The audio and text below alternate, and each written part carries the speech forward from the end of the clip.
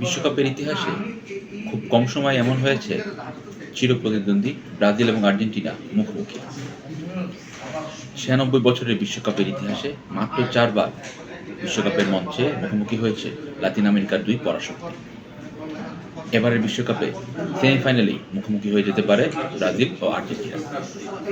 বিশ্বকাপ পেলে আমরা সবসময় দেখি ব্রাজিল এবং আর্জেন্টিনা পড়েছে দুই হাফে, যেহেতু ৩২ দলের বিশ্বকাপ ছিল আগের সববার। তো প্রথম ৪ গ্রুপে দেখা যেত ব্রাজিল পড়েছে অথবা আর্জেন্টিনা, পরের ৪ গ্রুপের মধ্যে একটিতে পড়েছে আর্জেন্টিনা কিংবা ব্রাজিল। তো দুই দলের আসলে ফাইনালের আগে মুখোমুখি হওয়ার তেমন কোনো সুযোগ ছিল না, যদি না তারা গ্রুপের সেকেন্ড হয়ে উঠতেন। কিন্তু এইবার বিশ্বকাপ হলো ৪৮ দলের। তো এখানে একটু চমক রয়েছে। ব্রাজিল এবং আর্জেন্টিনা দুই দলই যদি গ্রুপ চ্যাম্পিয়ন হয়ে পরের রাউন্ডে ওঠে, তাহলে এবারের ফাইনালের আগেই সেমিফাইনালে দেখা হয়ে যেতে পারে দুই চিরপ্রতিদ্বন্দ্বী। ব্রাজিল পড়েছে সি গ্রুপে, আর্জেন্টিনা জে গ্রুপে। আমরা যদি বিশ্বকাপের ফিক্সচারের দিকে তাকাই, তাহলে দেখব ৪৮ দল থেকে ৩২ দল উঠবে পরের রাউন্ডে, মানে ১২ গ্রুপ থেকে গ্রুপ চ্যাম্পিয়ন এবং গ্রুপ রানার্স আপ এবং সেরা ৮ দল। তো সব মিলিয়ে ৩২ দল যখন পরের রাউন্ডে উঠবে এবং ব্রাজিল আর্জেন্টিনা যদি গ্রুপ চ্যাম্পিয়ন হয়ে ওঠে, তারা পড়বেন একটি সাইডে। তারা যদি নিজেদের রাউন্ড অফ ৩২ শেষ ১৬ কোয়ার্টার ফাইনাল পার করে সেমিফাইনালে পৌঁছে যেতে পারে, তাহলে আমরা দেখতে পাবো ব্রাজিল এবং আর্জেন্টিনার সেই মহারণ। ব্রাজিল এবং আর্জেন্টিনা বিশ্বকাপের মঞ্চে মুখোমুখি হয়েছে মাত্র ৪ বার। এই ৪ বারের ভিতর ব্রাজিলের জয় দুটিতে, একটি ম্যাচ হয়েছে ড্র, আর্জেন্টিনা জিতেছে একটিতে। সবশেষ ব্রাজিল এবং আর্জেন্টিনা মুখোমুখি হয়েছিল ১৯৯০ ইতালির বিশ্বকাপে। সেবার ব্রাজিলকে ১-০ গোলে হারিয়েছিল আর্জেন্টিনা। সেই যে পার হয়েছে আসলে কত বছর, ৩৬ বছর। ৩৬ বছরে বিশ্বকাপের মঞ্চে কখনোই দেখা হয়নি দুই দলের। মানে বাংলাদেশের পার্সপেক্টিভে যে চিন্তা করি, ব্রাজিল এবং আর্জেন্টিনার সমর্থক সবচেয়ে বেশি।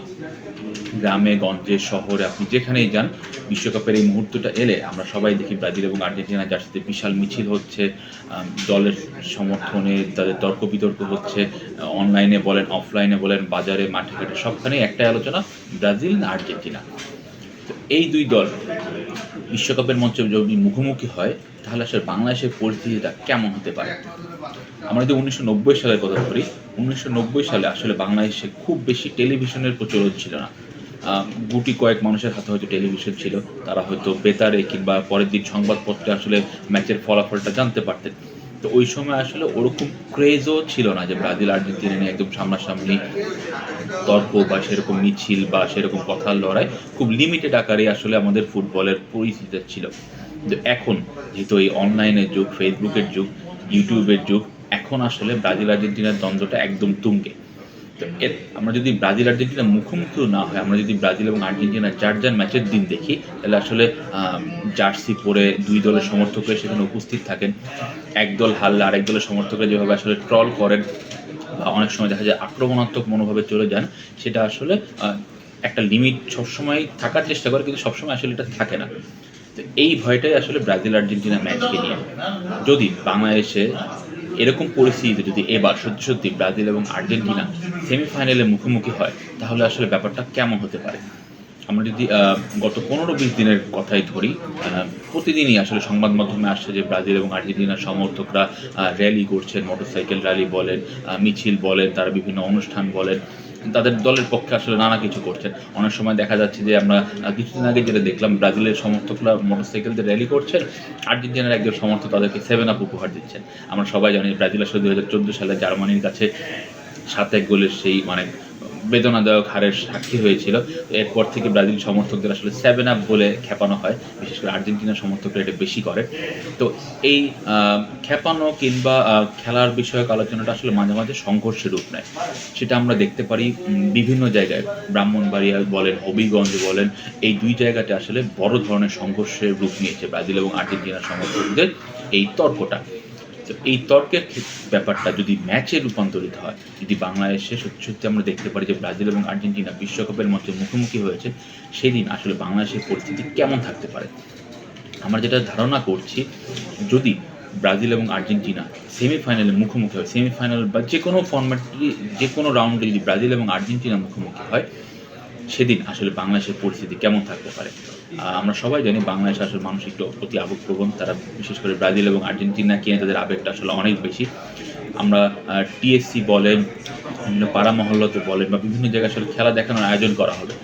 সেখানে যদি ব্রাজিল আর্জেন্টিনার ম্যাচের দিন ২ দলের সমর্থকরা পাশাপাশি বসে খেলা দেখে, কাউকে না কাউকে তো সেই ম্যাচে হারতেই হবে।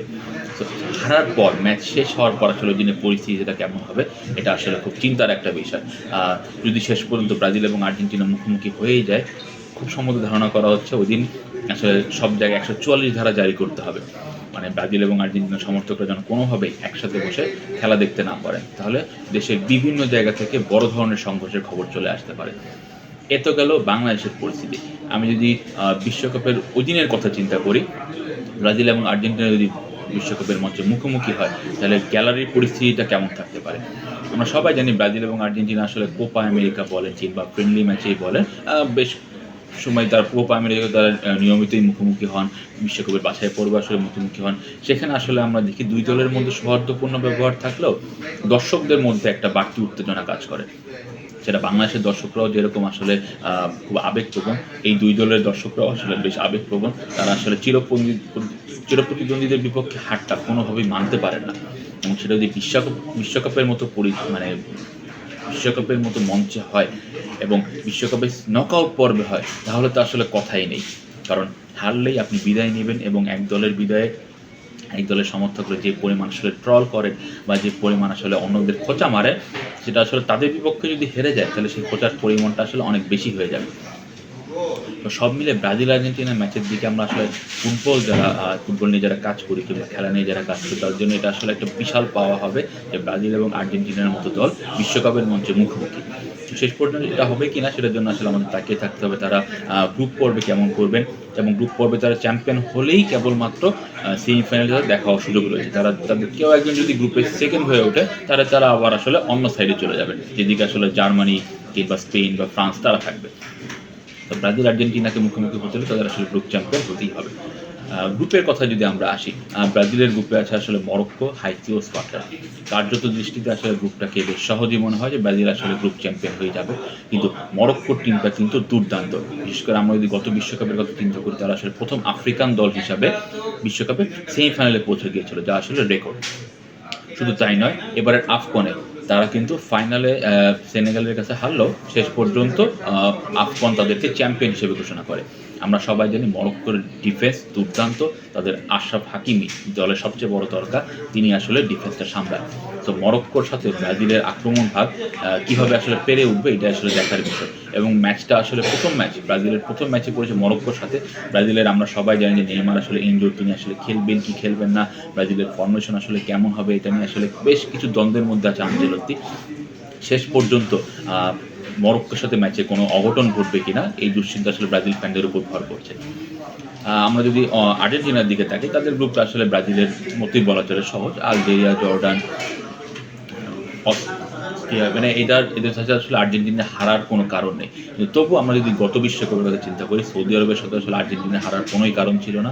তারাও কিন্তু প্রথম ম্যাচে হেরে গিয়েছিল। পরে অবশ্য দুর্দান্তভাবে ঘুরে দাঁড়িয়ে আর্জেন্টিনা চ্যাম্পিয়ন হয়। এবারও আর্জেন্টিনার প্রথম ম্যাচ আলজেরিয়ার সঙ্গে। আলজেরিয়া কিন্তু আফ্রিকান অঞ্চলে বেশ ভালো করেছে। তারা কিন্তু প্রথম ম্যাচেই তাদের যে প্রস্তুতি ম্যাচ ছিল, সেই প্রস্তুতি ম্যাচেও কিন্তু তারা আসলে ভালোভাবে জিতেছে। তো আর্জেন্টিনারও ইনজুরি কিছু সমস্যা আছে। তারা কিন্তু লিওনেল মেসি আসলে প্রথম ম্যাচে পুরোটুকু খেলতে পারবেন কিনা, এমি মার্টিনেজ আসলে খেলতে পারবেন কিনা, এটা নিয়ে একটা বড় সংশয় আছে। আর্জেন্টিনার জন্য আসলে প্রথম ম্যাচটা কঠিন হবে না। তো ব্রাজিল এবং আর্জেন্টিনা ২ দলের জন্য তাদের প্রথম ম্যাচটা বেশ শক্ত প্রতিপক্ষ। তারা চাইবে যে জয় দিয়েই আসলে টুর্নামেন্টটা শুরু করতে। প্রথম ম্যাচে জয় পেলে আসলে একটা বড় বুস্ট আপ হয়। প্রথম ম্যাচে যদি তারা পয়েন্ট হারিয়ে ফেলেন, তাহলে তাদের ভয় থাকবে গ্রুপে সেকেন্ড হয়ে উঠতে পারবে। গ্রুপে যদি তারা বাই চান্স কেউ সেকেন্ড হয়ে ওঠেন, তাহলে এইদিকে ইংল্যান্ড কিংবা পর্তুগাল কিংবা নেদারল্যান্ডসের মতো বড় দলের সাথে দেখা হয়ে যেতে পারে। তো ব্রাজিল আর্জেন্টিনা দুজনেই চাইবেন আসলে জয় দিয়ে শুরু করতে। তো এই দেশের যারা সমর্থক আছেন, তারাও চাইবেন যে জয় দিয়ে তাদের প্রিয় দল ওয়ার্ল্ড কাপ শুরু করুক, এবং জয় দিয়েই তারা সব ম্যাচে জয় পেয়ে গ্রুপ চ্যাম্পিয়ন হয়ে শেষ ১৬ কোয়ার্টার ফাইনাল পার হয়ে সেমিফাইনালে আমরা ব্রাজিল আর্জেন্টিনার দুর্দান্ত একটা লড়াই উপভোগ করি। তো বিশ্বকাপ আর ২ দিন পরে শুরু হচ্ছে। আশা করি সবাই বিশ্বকাপ উপভোগ করবেন এবং যার দলকে সমর্থন জানিয়ে যাবেন।